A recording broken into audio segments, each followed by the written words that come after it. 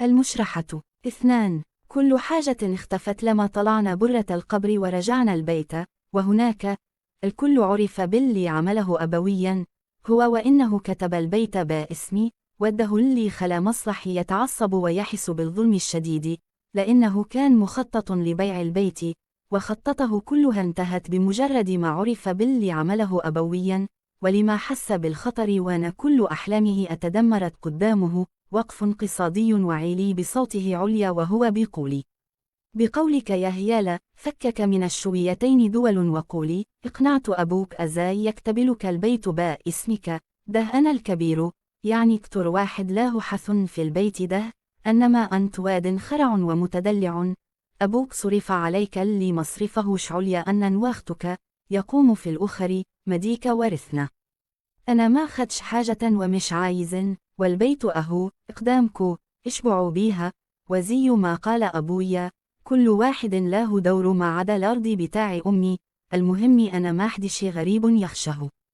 وابوك مات خلاص، والكلام دهن هو كمان مات معاه، فاهم يالا؟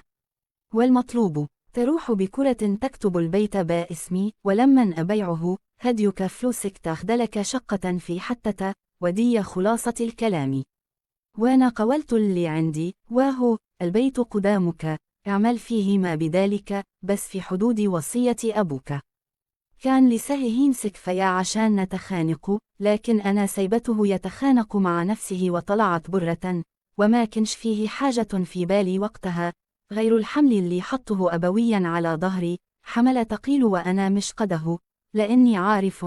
مصلحي مش هيسكت غير لما يعمل اللي في دماغه، بس اللي استغربته أن حصل عكس كده. مصلحي شال كل الكلام ده من دماغه لما أمي قعدت معاه وقنعته وقالت له أنا اللي حصل ده مش أيدي، وأن أبويا هو اللي كتب لي البيت أرادته، والعقل مع مصلحي موقفش هنا، لأنه بعد ما اقتنع وسلم للأمر الواقع قرر يتجوز. وفعلا التجوز تهاني بنت العطار، أي نعم ما كننش بتنازلي من زور بسبب طريقتها، لكن الحمد لله إخويا ربنا هداه واتجوز، ومش هو بس اللي ربنا هداه، عشان أنا كمان حبيت وخطبت.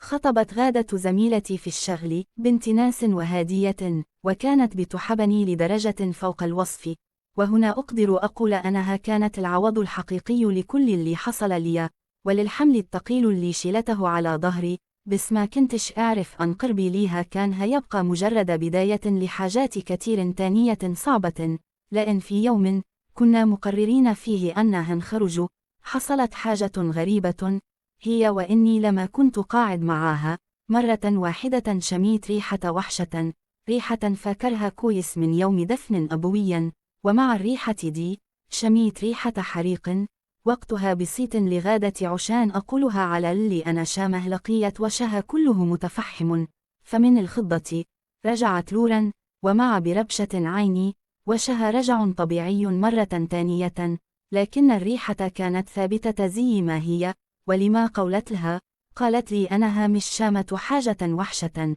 بالعكس الجو ريحته جميل النهاردة، وده اللي خلاني أحس إن أعصابي تعبانة ولازم ارتاح، عشان كده اعتذرت لها وقولت لها إن لازم نروح دلوقتي، وطول الطريق كنت شامم نفس الريحة وما كنتش راضي أقولها، عشان عارف لو قولت لها كده مش بعيد تفتكرني اتجننت ولا حصل حاجة، لكن اللي أكد لي أني لسه واعي وبعقلي هو اللي حصل لما رجعت البيت، خاصة لما دخلت أشقر على أمي وشوف أحوالها، وقتها كانت في أوضتها وندهت عليا، واللي حصل لما دخلت لها كان مرعب، لأني بمجرد ما قربت منها شميت نفس الريحة، وفي لحظة شفت أمي متفحمة بنفس الطريقة، ومع بربشة عيني، وكالعادة كل حاجة رجعت طبيعية زي ما هي، شيء مرعب الحقيقة. خلاني أخرج من الأوضة واطلع شقتي وأنا جسمي بيرتجف من الخوف، وعشان أحس بتحسن نزلت تحت الدش واستحميت بماية سخنت، بعدها نزلت تحت البطانية ونمت نوم عميق، فوقت منه وأنا في المقابر، ولما قومت من مكاني شفت أمي وأبوي وخطيبتي متعلقين بسلاسل وهم متفحمين وريحتهم بشعة، وفي اللحظة دي أبويا فك نفسه من السلاسل، بس كان شكله غريب، مش هو ده أبويا اللي أنا أعرفه، لكن الأغرب إنه لما فك نفسه قرب مني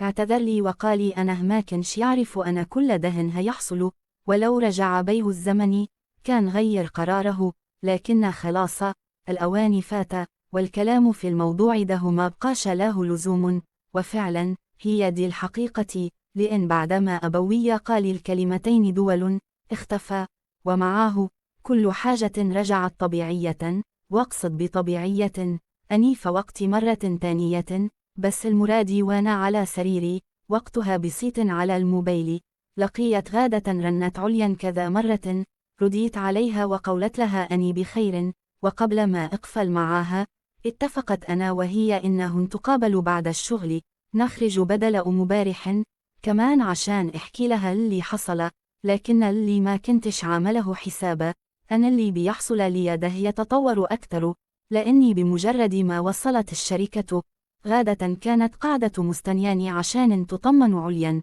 وبمجرد ما قربت منها شميت نفس الريحة، ويا ريتها جت على الريحة وبس، لأن وش غادة تحول لهيكل عظمي، ومعه سمعت صوت صرخات عالية، ومع صوت الصرخات حسيت بضيق تنفس شديد.